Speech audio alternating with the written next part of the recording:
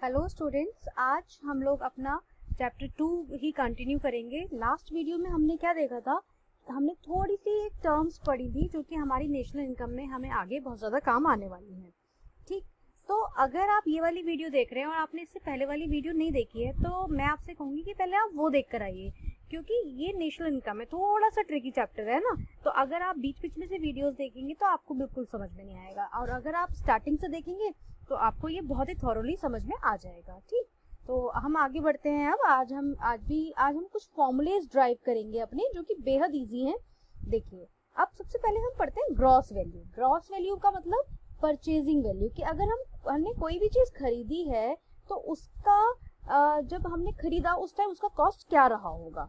ठीक, अब जैसे सपोज करिए कि मैं ये कह देती हूँ कि भाई मैंने अपने लिए एक सैमसंग का मोबाइल खरीदा। ठीक, अब जिस टाइम मैंने वो मोबाइल खरीदा था उस टाइम उसकी कॉस्ट कितनी थी, मतलब मोबाइल खरीदा मैंने सैमसंग का, चलो मैं मॉडल भी लिख देती हूँ कि मैंने J7 खरीदा। जिस टाइम मैंने ये J7 का मोबाइल खरीदा था अपना, उस टाइम उसकी कॉस्ट थी 10,000 रुपीज। ओके, अब भाई मैं तो ये कह सकती हूँ कि ठीक है, मेरा जो मोबाइल है वो 10,000 रुपये का है। अब मैं आज मैंने खरीदी है, चाहे आप मुझसे 6 महीने बाद पूछोगे या साल भर बाद पूछोगे या 2 साल बाद पूछोगे, तो मैं क्या कहूंगी, मैं यही तो कहूंगी ना, हाँ ये मेरा सैमसंग का मोबाइल J7 है, 10,000 रुपीज का मैंने लिया था। ठीक है, लेकिन अब बात आती है, चलो मैं 2 साल बाद खड़े होकर भी अगर मैं यही बात कह रही हूँ कि भाई मेरा जो मोबाइल है वो मैंने 10,000 रुपीज का लिया था, बट अगर मैं इसको आज बेचने चलूं और मैं कहूँ कि भाई मुझे ये सेल आउट करना है, तो सेल आउट करने के टाइम पर क्या आपको लगता है कि वो मेरा मोबाइल 10,000 रुपये का ही बिकेगा? नहीं, बिल्कुल भी नहीं बिकेगा। कि आप कहोगे अरे आपने 2 साल यूज कर लिया तो 10,000 का क्या, अब तो ये 5,000 का बिकेगा या 8,000 रुपये का बिकेगा, है ना। तो इट मीन्स कि आज की डेट में अगर मैं उसे सेल आउट करती हूँ तो जो उसकी नेट वैल्यू है, मीन्स उसकी जो एक्चुअल वैल्यू है वो कितनी हो गई, वो हो गई है 8,000 रुपीज। ठीक, इसका मतलब क्या हुआ कि मैंने खरीदा तो 10,000 का था, बट अब उसकी वैल्यू कितनी हो गई है, 8,000 रुपये हो गई है। तो भाई मुझे तो इसका मतलब नुकसान हो गया। कितने रुपए का लॉस हो रहा है मुझे यहाँ पे, 2,000 रुपीज का। तो जो वो 2,000 रुपीज है वो क्या है, वो डेप्रीसिएशन है हमारा। ठीक, जैसे मान लीजिए मैं माइनस कितने रुपए माइनस कर रही हूँ इसमें से, 2,000 रुपीज। तो जो ये 2,000 रुपीज माइनस हो रहे हैं मेरे, ये क्या है, ये हमारा डेप्रीसिएशन है। ठीक, तो ये क्या चीज होती है कि भाई आप डेप्रीसिएशन को क्या कहोगे कि भाई आपने 2 साल यूज करा है अपना फोन, तो जाहिर सी बात है उसमें कुछ कमी तो आई होगी ना, तो वो क्या है, आपका डेप्रीसिएशन कहलाता है वो। क्लियर? अब नेक्स्ट अगर मैं बात करूं कि भाई डेप्रीसिएशन को हम क्या कह सकते हैं कि भाई एक तो थोड़ा पुराना हो गया, मॉडल पुराना हो गया, इस वजह से उसके पैसे कम हो जाते हैं। दूसरा, भाई हमने उसको यूज करा है तो इसलिए उसके थोड़े से पैसे कम होंगे। और एक टाइम की भी बात होती है कि भाई इतने टाइम आपने उस चीज को कर लिया, उसमें कुछ तो डाउनफॉल आया ही होगा ना, इसलिए। ठीक, अब अगर मैं यहाँ पे बात करूं कि इसका एक छोटा सा फॉर्मूला ड्राइव करूं कि ग्रॉस वैल्यू में से अगर हम डेप्रिसिएशन माइनस कर देते हैं तो हमारा क्या आ जाता है, नेट वैल्यू आ जाती है उस प्रोडक्ट की। क्लियर? तो ये क्या है आपका, एक तरह से ये आपका एक फॉर्मूला ड्राइव हो गया। ठीक, क्लियर हो गया आपको ये? तो अब अगर मैं आपसे कहूं कि ठीक है 8,000 रुपये मेरा नेट वैल्यू था और 2,000 रुपये का डेप्रिसिएशन इसके अंदर लगा, तो आप ग्रॉस वैल्यू बता दोगे ना कितनी हुई, ग्रॉस नेट प्लस डेप्रिसिएशन, तो वो आपका ग्रॉस वैल्यू हो जाएगी। ठीक, तो अगर हम इसका फॉर्मूला ये हमने एक ड्राइव कर लिया है, वो इसका फॉर्मूला क्या हुआ, ये हो गया कि अगर हमें ग्रॉस से नेट पर आना है तो हम माइनस कर देंगे डेप्रिसिएशन को, और अगर नेट से ग्रॉस पे जाना है तो हम डेप्रिसिएशन को ऐड कर देंगे उसके अंदर। क्लियर? ये क्या है हमारा एक हमारा ये फॉर्मूला ड्राइव हो गया है, फर्स्ट फॉर्मूला हमारा, कि कैसे अगर ग्रॉस वैल्यू से हमें नेट वैल्यू पर आना है तो हमें डेप्रिसिएशन माइनस करना पड़ेगा, और नेट से अगर हमें ग्रॉस पे जाना है तो हमें डेप्रिसिएशन ऐड करना पड़ेगा। ठीक, अब यहाँ पे एक चीज और है कि जो डेप्रिसिएशन वर्ड है उसको हम और भी चीजों, उसके और भी नेम्स होते हैं, जैसे करंट रिप्लेसमेंट कॉस्ट, दूसरा नाम है replacement cost of fix factor, और तीसरा नाम है consumption of fix factor. Clear? ये तीनों नाम ही डेप्रिसिएशन के। आपके क्वेश्चन के अंदर जरूरी नहीं है कि डायरेक्ट डेप्रिसिएशन लिखा हुआ है, वो इन तीनों नेम्स में से कुछ भी दे सकता है, मतलब डेप्रिसिएशन भी दे सकता है या इन तीनों में से कुछ भी दे सकता है। तो आपको ये चीज नोट करनी पड़ेगी आप इस चीज को प्लीज नोट करें अपने पास में, ठीक। सो हम अपना फर्स्ट फॉर्मूला डिराइव कर चुके हैं, अब हम अपने सेकंड फॉर्मूले की तरफ चलते हैं। अब ये भी बहुत ही सिंपल है, जैसे आपने फर्स्ट फॉर्मूला एकदम से खुद ड्राइव कर लिया, वैसे ही सेकंड भी हमारा बड़ा इजी है। जैसे कि मान लीजिए फैक्टर कॉस्ट। फैक्टर कॉस्ट क्या होती है हमारी, जब हमारा कोई सामान हम बनाते हैं, तो अगर हम कोई सामान बनाएंगे तो उसमें कुछ कॉस्ट लगेगा, मतलब उस सामान को बनाने में कुछ लागत आएगी ना, तो वो क्या होती है हमारी factor cost, cost of production, इसलिए मैंने यहाँ पे लिख दिया है, ठीक। अब सपोज करिए कि मैंने एक पेन बनाया, तो उस पेन को बनाने में मेरे कितने रुपीस लगे, 8 रुपीज का जो है खर्चा मेरे पास आ गया। अब 8 रुपीज का खर्चा आ गया, लेकिन मैं उसे मार्केट में सेल आउट कितने का करूंगी, सेल आउट तो मैं थोड़ा ज्यादा का ही करूंगी ना। तो जैसे मान लीजिए मैंने जो उसमें 2 रुपए ऐड करके और उसे 10 रुपए का मैंने मार्केट में सेल करा, तो वो क्या हो गई हमारी मार्केट प्राइस हो गई, ठीक है, जिसे हम सेल प्राइस भी बोलते हैं। तो अब आपको ये दोनों क्लियर है। फैक्टर कॉस्ट मतलब उस सामान को बनाने में कितने रुपए लगे, कितने की लागत आई, वो तो हमारी फैक्टर कॉस्ट कहलाती है, लेकिन हमने उसको मार्केट में कितने में बेचा, वो हमारी मार्केट प्राइस कहलाती है, ठीक। अब आप देखेंगे कि ये 2 रुपए जो है, ये जो 2 रुपए का डिफरेंस आ रहा है, ये 2 रुपए क्या होता है, 2 रुपए का मतलब होता है इसके अंदर क्या कहेंगे आप, इसको आप 2 रुपए को प्रॉफिट नहीं बोलोगे, ठीक है। आमतौर पे आप कह दोगे अरे ये तो 2 रुपए मेरा प्रॉफिट है, नहीं, प्रॉफिट नहीं बोलना है हमें इसको अभी इसके अंदर, क्योंकि प्रॉफिट को अभी हम साइड में छोड़ते हैं, बिकॉज नेशनल इनकम में हम कभी भी प्रॉफिट से लिंक नहीं करते हैं इसको, ठीक। तो ये जो 2 रुपए हैं ये हमारा हो गया टैक्स। कौन सा टैक्स हो गया ये हमारा, NIT। NIT मतलब नेट इनडायरेक्ट टैक्स, ठीक। अब ये नेट इनडायरेक्ट टैक्स क्या होता है, आपको सबसे पहले इसको भी ठीक से देखना पड़ेगा। तो जो हमारा NIT यानी कि नेट इनडायरेक्ट टैक्स होता है, वो आपको इनडायरेक्ट टैक्स तो सबको पता ही है क्या होता है, जैसे आपने वैट हो गया, GST हो गया, सेल्स टैक्स हो गया, जो सामान पर लगता है सबको ही जानते हैं उसको, तो वो हमारा इनडायरेक्ट टैक्स होता है, ठीक।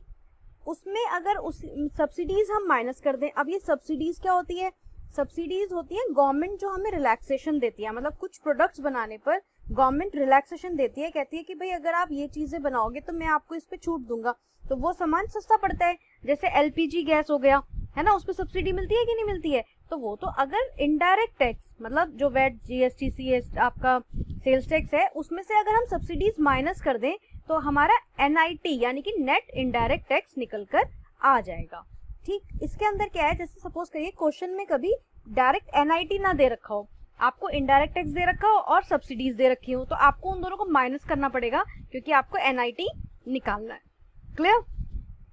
तो यहाँ पे हमारा ये दूसरा फॉर्मूला डिराइव हो गया। कैसे डिराइव हो गया कि भाई अगर आपको फैक्टर कॉस्ट है आपके पास में और NIT दिया हुआ है, तो आप मार्केट प्राइस निकाल सकते हैं ना। जैसे मैं आपको इसके अंदर लिख कर दिखाती हूँ। सपोज करिए हमारी जो फैक्टर कॉस्ट है उसके अंदर हम क्या करेंगे, हमारा NIT को हम प्लस करेंगे, तो क्या आ जाएगा निकल के, हमारा मार्केट प्राइस निकल कर आ जाएगा, ठीक। और अब आपको ये बताने की तो जरूरत है ही नहीं कि अगर मार्केट प्राइस दिया हुआ है और NIT दिया हुआ है, आपको फैक्टर कॉस्ट निकालना है, तो क्या करोगे, मार्केट प्राइस में से NIT माइनस कर दोगे, जब भी तो फैक्टर कॉस्ट आएगा ना। तो ये हमारा हो गया सेकेंड फॉर्मूला, क्लियर, जो कि है ये कि अगर आपको मार्केट प्राइस से फैक्टर कॉस्ट पे जाना है, मार्केट प्राइस से फैक्टर कॉस्ट पे जाना है, तो हम NIT यानी कि नेट इनडायरेक्ट टैक्स को माइनस करेंगे, और फैक्टर कॉस्ट से अगर हमें मार्केट प्राइस पे आना है तो हम NIT को प्लस करेंगे, क्लियर। ये बहुत ही सिंपल है, आप इस चीज को देखिए और तब आपको और ज्यादा क्लियर हो जाएगा। तो इसी के साथ हमने अपना जो सेकेंड फॉर्मूला था, हमने अपना वो भी डिराइव कर लिया है। अब हम बढ़ते हैं अपने थर्ड फॉर्मूले की तरफ, जो कि है हमारा सबसे इम्पोर्टेंट है। ये सबसे इम्पोर्टेंट क्या मतलब थोड़ा सा ट्रिकी है, जो आपको थोड़ा समझना पड़ेगा। जैसे इसके अंदर हम पहले इसके बेसिक टर्म्स देख लेते हैं, जो कि है आपका डोमेस्टिक इनकम। अब ये डोमेस्टिक इनकम क्या होता है, डोमेस्टिक इनकम का मतलब होता है इंडिया में रहकर जो लोग पैसा कमा रहे हैं उसको हम बोलेंगे डोमेस्टिक इनकम। यानी कि हम सब लोग इंडिया में रह रहे हैं और हम पैसा कमा रहे हैं इनसाइड द कंट्री, अंदर रह रहे हैं ना कंट्री के, अब और हम जो पैसा कमा रहे हैं वो हमारा डोमेस्टिक इनकम होता है। लेकिन नेशनल इनकम क्या होता है, नेशनल इनकम वो होता है कि हम लोग जो हम इंडिया में रह रहे हैं हम कमाएं यानी कि इनसाइड, और प्लस जो लोग हमारे जो भाई बहन अब्रॉड रह रहे हैं वो लोग जो पैसा कमा रहे हैं उनकी इनकम, दोनों को ऐड कर देंगे हम तो हमारी नेशनल इनकम निकल आएगी। यानी कि कंट्री में रहने वाले भी प्लस कंट्री के बाहर रहने वालों को, दोनों को हम इनकम अगर ऐड करेंगे तो हमारी वो क्या कहलाएगी, नेशनल इनकम कहलाएगी। जैसे सपोज करिए जो डोमेस्टिक है, यानी कि जो इंडिया में रह रहे हैं वो कमा रहे हैं 100 रुपये, और जो बाहर मतलब और जो हमारी नेशनल इनकम आ रही है मान लीजिए वो आ रही है 120 रुपये, तो इट मीन्स बाहर रहने वाले कितने रुपए कमा रहे हैं, 20 रुपये कमा रहे हैं ना, तो इसलिए हमारा 120 ही हो गया। ठीक है, यानी कि इनसाइड 100 रुपये, आउटसाइड के लोग 20 रुपये कमा रहे हैं, तो टोटल हमारी नेशनल इनकम कितनी आ गई, 120 रुपीज आ गई। क्लियर। लेकिन अब ये जो 20 रुपये है ये क्या होता है, ये जो 20 रुपये है ये हमारा है NFIA। ठीक, NFIA क्या होता है, net factor income from abroad. क्या होता है, net factor income from abroad, यानी कि हमारा जो इनकम, जो हमें नेट इनकम हो रही है कहाँ से, अब्रॉड से, उसे हम NFIA कहते हैं। अब NFIA निकालने का भी एक फॉर्मूला है, वो भी हम देख लेते हैं। NFIA निकालने का फॉर्मूला है factor income receive from abroad, यानी कि जो अब्रॉड से पैसे आए वो उसको माइनस कर देंगे किस में से, factor income paid to abroad, और जो लोग हमसे ले गए, हमारे देश से ले गए, वो क्या हुआ, उन दोनों का डिफरेंस हमारा NFIA आ गया। क्लियर। यानी कि हमें बाहर से कितना रुपए मिला, मतलब बाहर से हमारे देश में कितने रुपए आए और दूसरे देश वाले हमसे कितने ले गए, हम उन दोनों का डिफरेंस निकालेंगे तो हमारा NFIA आ जाएगा। क्लियर। NFIA आपको क्लियर हो गया, बिल्कुल ठीक। अब इसके अंदर जो है हम नेक्स्ट चीज क्या देखते हैं कि इसका फॉर्मूला क्या हुआ। अगर आपको निकालना है नेशनल से डोमेस्टिक पे जाना है, और तो हमें कैसे क्या चीज करना होगा, अगर हमें नेशनल इनकम है हमारे पास, मतलब 120 रुपए दिए हुए हैं और हमें डोमेस्टिक पे जाना है, तो हम क्या करेंगे, NFIA प्लस कर देंगे ना। और अगर हमारे पास डोमेस्टिक दिया हुआ है और हमें NFIA पे जाना है तो क्या करेंगे, तो इसके लिए भी हम फॉर्मूला देखते हैं हमारा। ये देखिए, ये हमारा फॉर्मूला हो गया कि अगर हमें नेशनल इनकम से डोमेस्टिक पर आना है तो हमें माइनस NFIA करना पड़ेगा। ठीक, और अगर डोमेस्टिक से नेशनल पे जाना है तो हमें प्लस NFIA करना पड़ेगा। ये तो सिंपल प्लस और माइनस है, जो कि आपको मालूम है, इसमें ऐसा कुछ ज्यादा रॉकेट साइंस नहीं है। क्लियर।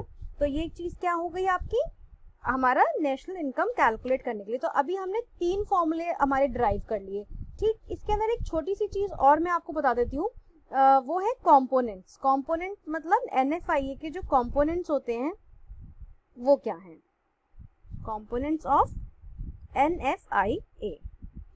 जैसे सबसे पहले क्या है कि भाई NFIA है, अगर मतलब बाहर जो बंदा है वो पैसे कैसे कमा रहा होगा, जाहिर सी बात है वहां पे वो जॉब कर रहा होगा और उस जॉब करने के बदले में उसे पैसा मिल रहा होगा, सैलरी मिल रही होगी। ठीक है, तो हम उसे क्या कहेंगे, कंपनसेशन। ठीक, एक तरीका तो ये हो गया। और दूसरा तरीका क्या है, वो कैसे पैसे कमाएगा, या तो उसके पास कुछ प्रॉपर्टी होगी या वो कोई बिजनेस करता होगा। ठीक है, प्रॉपर्टी का कुछ काम करता होगा या फिर कोई बिजनेस होगा उसका, एंटरप्रेन्योर मतलब हम उसे कह सकते हैं, वो इस तरह से कमाएगा। या फिर तीसरा ऑप्शन क्या होगा, रिटेन्ड अर्निंग।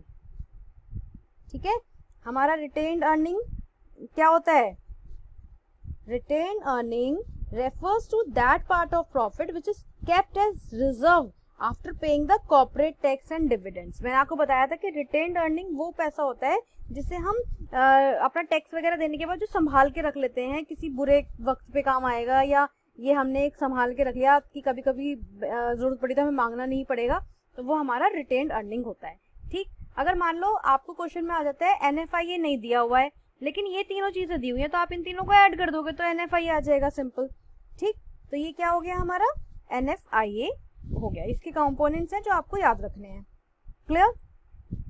अब इसके बाद में ये कुछ की टर्म्स हैं जो कि मैं आपको पढ़ा चुकी हूँ, domestic territory, normal resident, factor income transfer, ये मैंने थोड़ा इसको नोट डाउन कर दिया है, तो आप इसको यहाँ से नोट कर सकते हैं सारा। ठीक, और उसके अलावा जैसे डेप्रिसिएशन, नेट इनडायरेक्ट टैक्स क्या होता है, NFIA क्या होता है। अब देखो जैसे ये वर्ड्स हैं, आप बोलोगे तो ये आपको लर्न हो जाएंगे। ठीक है, जैसे ये देखो कंपोनेंट्स मैंने लिखवा भी थी और यहाँ पे दिए हुए भी हैं। ठीक, इसके सिनोनिम्स सिमिलर टर्म्स क्या है, डोमेस्टिक टेरिटरी मैंने आपको बताया था, इकोनॉमिक टेरिटरी कहते हैं हम उसे, फैक्टर इनकम को अर्न इनकम कहते हैं। ठीक है, तो ये सारी चीजें क्या है आपकी, आप इसको एक बार पढ़ेंगे तो आपको क्लियर हो जाएगा। ठीक, इस वीडियो को हम ज्यादा लंबी नहीं करते, यहीं बंद करते हैं। वैसे बाकी हमने हमारे जो 3 बेसिक फॉर्मूले हैं उन्हें डिराइव कर ही लिया है। आगे का जो नेशनल इनकम है वो इन 3 फॉर्मूले पर ही डिपेंड करेगा, तो आप इनको ठीक से समझ लें। क्योंकि ये बहुत ही आसान है, बस आपको एक बार माइंड में क्लिक करने की ज़रूरत है। ठीक, तो हम नेक्स्ट वीडियो में